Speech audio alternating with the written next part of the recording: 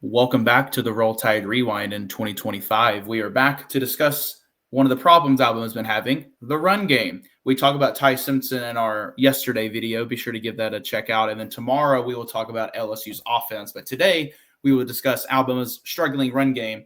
Cole is here with us today. Ryan's at a high school game. Parker, James are being reported missing. And then Zach is on what's the airplane game?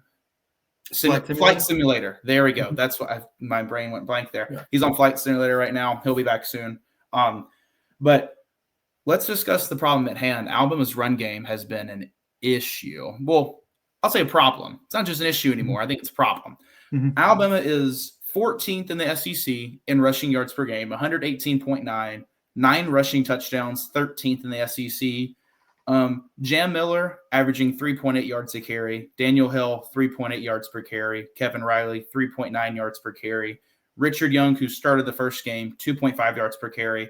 Our best yards per carry besides A.K. Deer is Jeremy Bernard with 6.3 yards per carry. Cole, what is your opinion on the Alabama run game?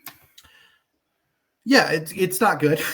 that would be my opinion. It's really struggling, and I think the biggest problem is we don't really of the guys we play, we don't really have a guy that I really think is a threat to break one at any time, right? So, Jam Miller, all three of those guys, I would say are very solid backs, but I think they're only solid backs. I think they're they're going to get you exactly what's blocked, and that's about it. Jam Miller might be able to make a big truck a linebacker in the hole and get a couple extra yards, but I don't think he's a guy that's going to break off explosive runs.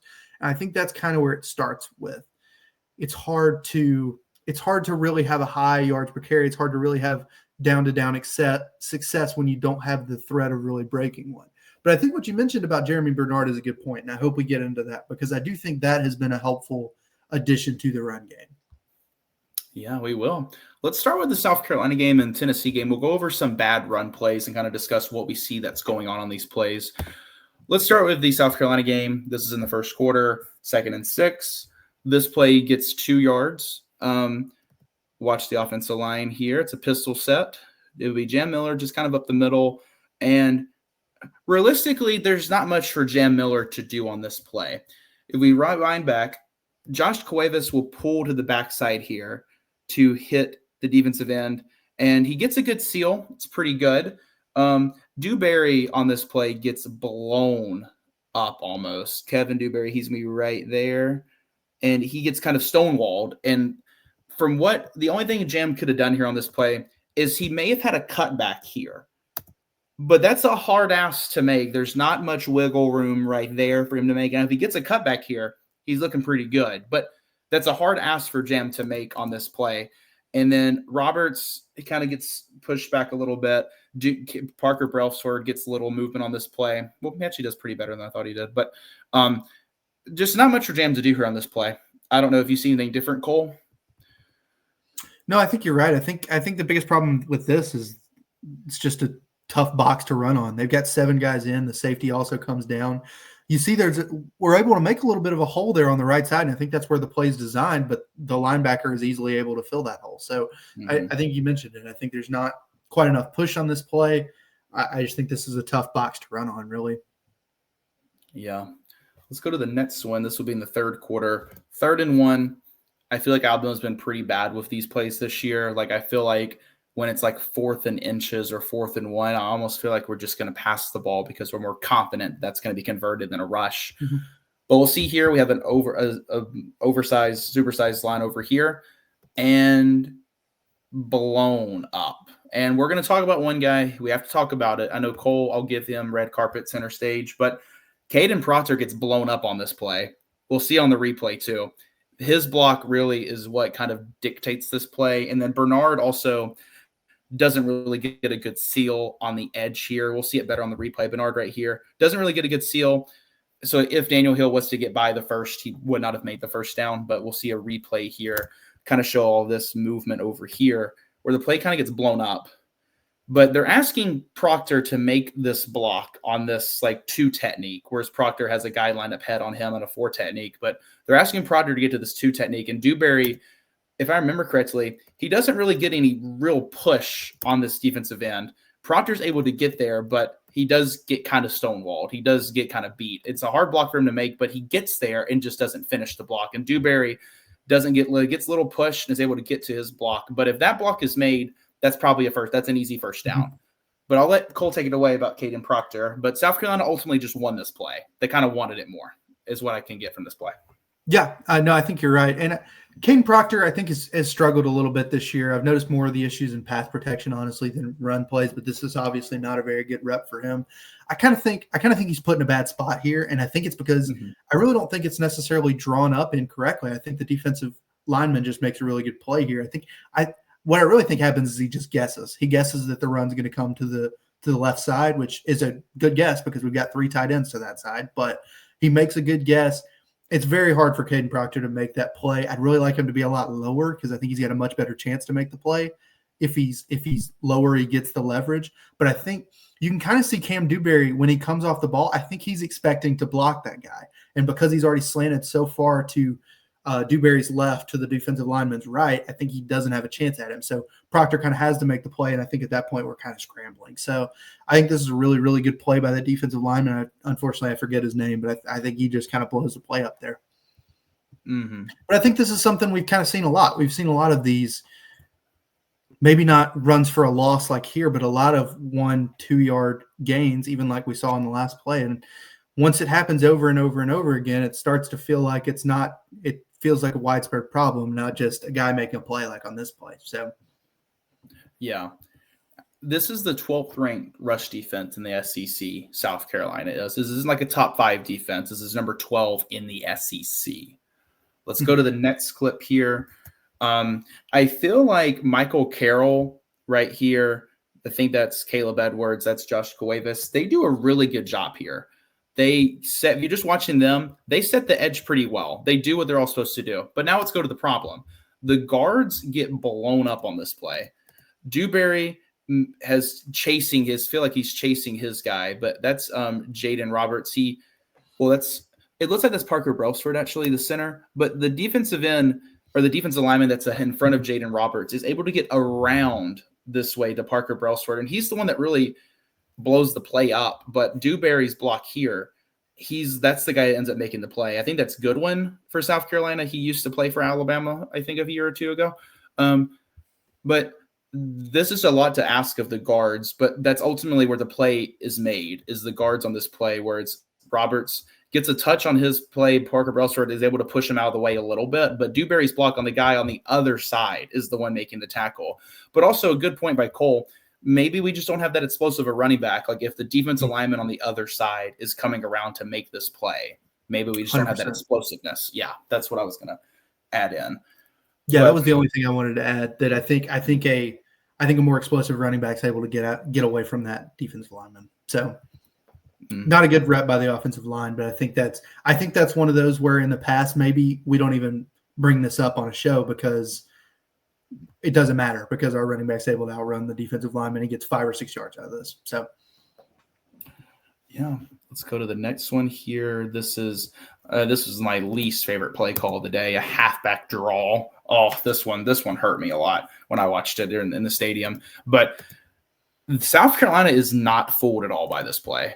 Just watch their 4 linemen. They are not fooled at all by their misdirection. Like Roberts here gets a little tap and his guy is the one that ends up making the tackle. I just feel like he needed to do a little bit more. It's almost like he's running a screen pass where he's trying to let the defensive lineman come up and let Jam kind of sneak out. But it's a run play. And you're asking a lot of Brailsford here because both defensive linemen hit Brailsford. He can't block both of them. And it looks like that is that's Dewberry. Yeah, that's Dewberry. Dewberry does a good job of helping Brailsford there, but Jaden Roberts just merely touches his guy, and that blows the entire play up. And then can't get the linebacker's going to be free. It looks like on this play on the left-hand side. But yeah, this is not one of my favorite play calls, especially with how struggling in the run game we've been to run a halfback draw. Mm-hmm. So I don't have much else to add on that play. If you have anything, Cole. Nope, nothing for me. I think you covered it. Let's go to the next play. This is in the fourth quarter. We choose to run the ball on first down, which never really goes well. And just a lot happens on this play. Let's start from the beginning. But we have a tight end on the left, strong side on the left, at two receivers up the right. It's kind of a little misdirection handoff to Jam Miller. Dewberry gets pretty blown up on the play. Goodwin had a really good game for South Carolina. But Dewberry gets blown up. It looks like Caden Proctor realistically can't help with this double team here with Dewberry. When he slants so fast, Caden Proctor is kind of left helpless. And they're both kind of just blocking. He's blocking his back. Dewberry's already beat. You're just wasting two guys with a guy that's already beaten the play. Brailsford does pretty good initially here. I feel like he's able to get to the linebacker. He just kind of falls. I think it's just a slip and fall. And Brailsford would have probably done a lot better if he just didn't slip and fall. But you can't control that sometimes. And then I feel like Roberts doesn't do a bad job on this play. He just doesn't hold on long enough. But I thought he had a good initial block to start with. But it all goes back to that starting block right here. That kind of what blows the play up and has Jam have to go out of the way to make the play. And he's only able to get only a couple yards here. Trying to see if there's any cutback option up here. But, I mean, it looks like he may have had one at the top. But with how Formby blocked the guy, I mean, maybe he could have had one up there. But that's just a hard ask for the cutback there. The more I watch this play, the more I think this is on Proctor, actually. I think Proctor needs to get up to the second level and block that linebacker. I think this is supposed to be almost like a stretch play where he goes kind of outside of the left tackle and inside. The way that Cuevas blocks is kind of what tells me that, right? Because he goes forward even though the guy's coming backwards and then blocks him backwards. I think this is kind of supposed to be like not a stretch play necessarily, but like in between Proctor and Cuevas, and there's nowhere he can go because the linebacker just immediately fills that hole. But if Proctor just leaves the first guy alone, I think he's able to pretty easily pick up that linebacker, and that could be a big play. Yeah, I could definitely see that there with how Cuevas blocks the guy out instead of like going straight at him, kind of plays around with him a little bit. And I could definitely see that. We'll go to the last South Carolina play we have. We get to a first and goal, and we take the ball out of Ty's hands and run the ball. If you can tell, I don't like it when we run the ball anymore. But we motion the tight ends over. Strong sides now on the left with Proctor. And this play just nowhere from the start. And I think a lot of it has to do with I think I may have a replay on this one. Yeah. So we have a good overload over here. Like technically 1, 2, 3, 4, 5 on 5. But this guy is by himself. There's 1, 2, 3, 4, 5, 6, 7, and they have 8 guys in this box right here. One guy is going to be unblocked. And it looks like it's going to be him. But also a lot of it is Dewberry does miss his block. Because we're trying to block this guy. One of these guys over here is going to be left unblocked in this scenario just based on where the runners are going. But Dewberry does a double team with Proctor, and he puts his head down. In that one instance of you putting your head down, that linebacker can beat you in an instance, and that's what happens here. And that's just the play. There's nothing Jam could do on this play. Like, I mean, we talked about how the running backs kind of aren't explosive, but it's a hard ask of a running back to make a play out of this. So, anything you need to add on that one, Cole? No, just like you said, nothing you can do. You can't blame this on the running back when you got a free linebacker coming up the middle. Yeah, and we'll go to this one. This one, I actually, in the Tennessee game, I think Jam had an opportunity here where he missed a cutback opportunity. And if we see here, up the middle is kind of where it is, but look out here. There's openings here. Like, I get the lineman did not win up front on this play, but with how Proctor blocked his guy here, Ryan has a block right here, Jeremy has a guy he can block up here.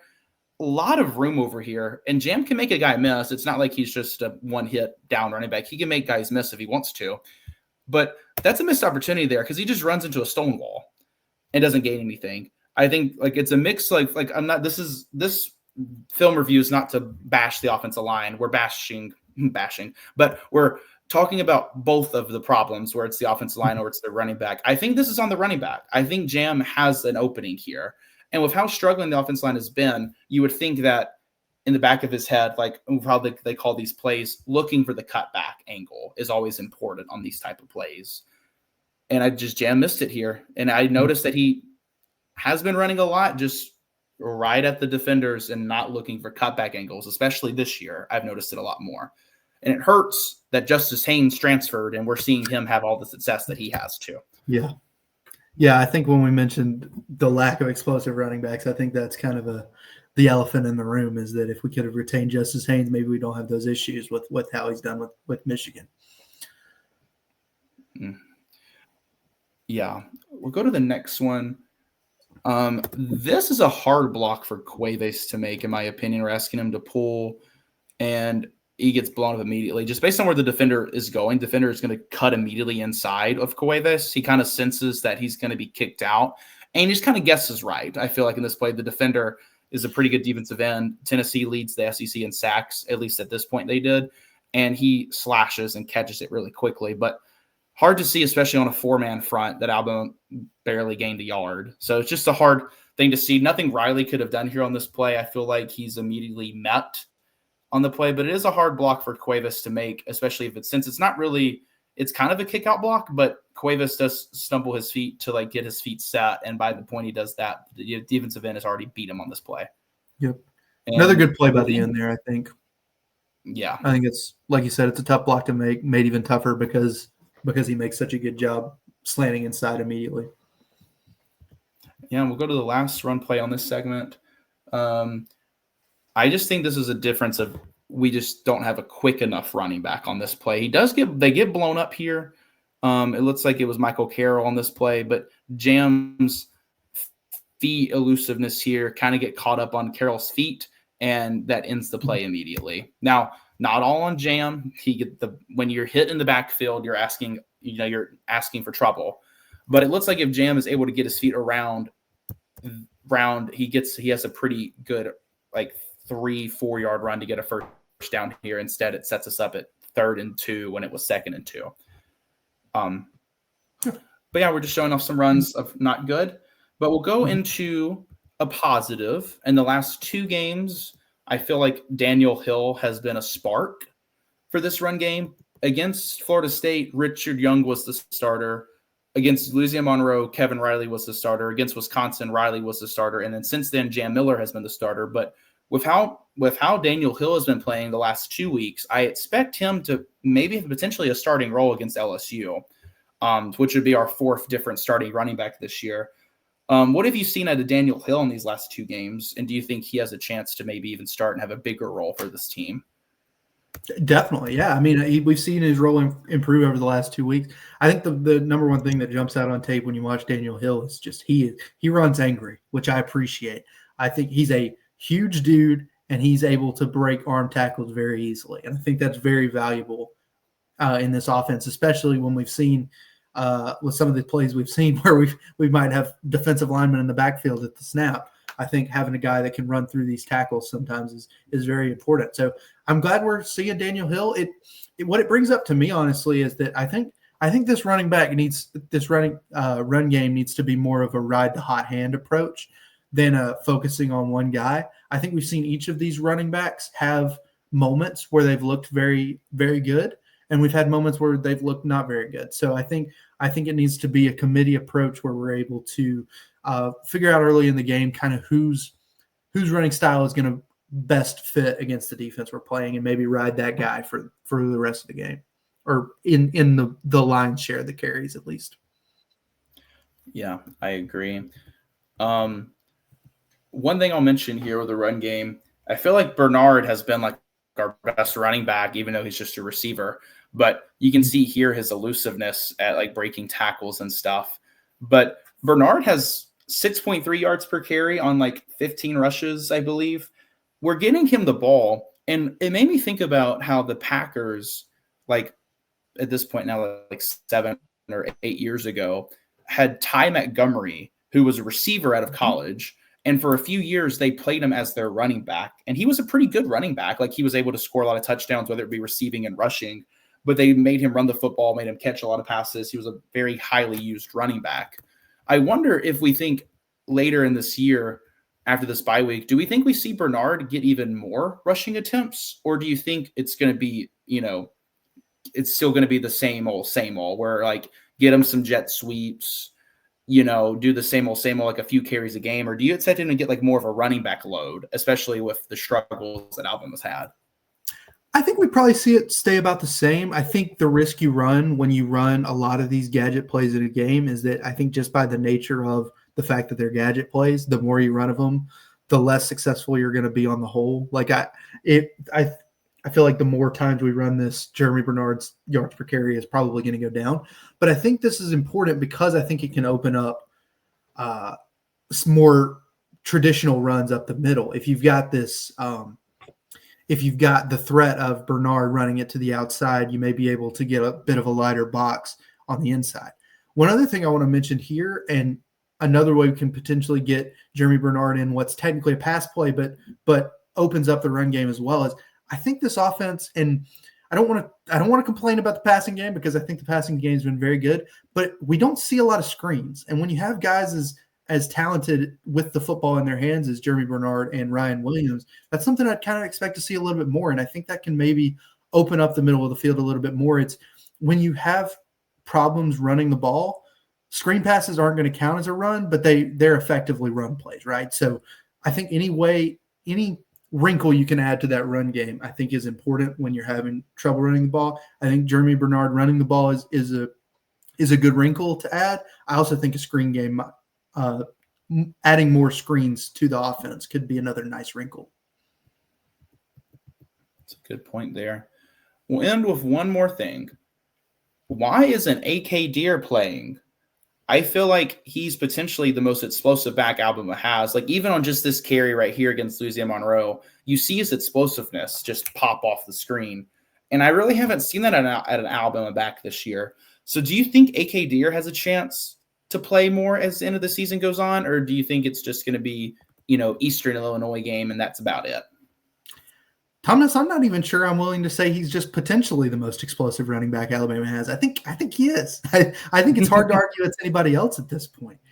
You have to wonder if there's something else going on, whether it's he's very new. Maybe he doesn't know the offense very well. Maybe he has struggles with pass protection or something like that. A lot of times you see that with freshmen.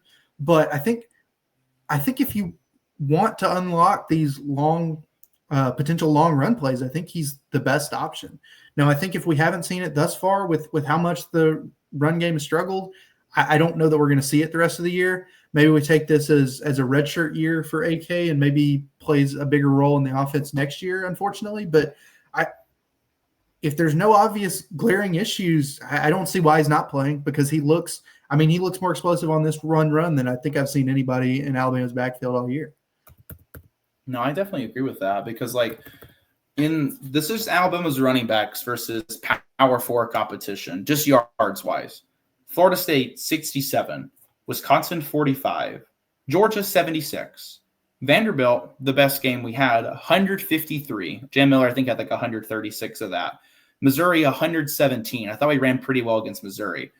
The last two games, Tennessee 47. Daniel Hill had about 30 of those on the last drive. And then South Carolina, 36. That's just unacceptable if you're going to – now, one thing a lot of people are saying, like Josh Pate said this pretty good on his show, a lot of teams, especially like LSU, when their run game struggles, which LSU's has struggled all year, their offense struggles. They kind of panic. Alabama's offense kind of just goes status quo because when you have a good quarterback as Ty Simpson, good receivers, it's almost like it doesn't matter your run game is bad. But, as we go late into the season, when you play LSU, their defense is good. Oklahoma's defense is pretty good. And Auburn's defense is probably the best in the SEC. And then you get into the SEC championship game in the playoff. You're going to run into games where it's like running the ball would be a pretty big benefit, would take time off the clock. And also it gives another team to be scared of something besides Ty Simpson, which maybe that's enough to be scared of. But, if Daniel Hill has because also we're not having explosive plays either. Our longest rush was AK Deer's rush. But other than that, our longest rush, I think, is just in the 20s. Jam Miller had a 22-yard run. I think Riley's longest is 22. Daniel Hill 25 is the longest by Jeremy Bernard.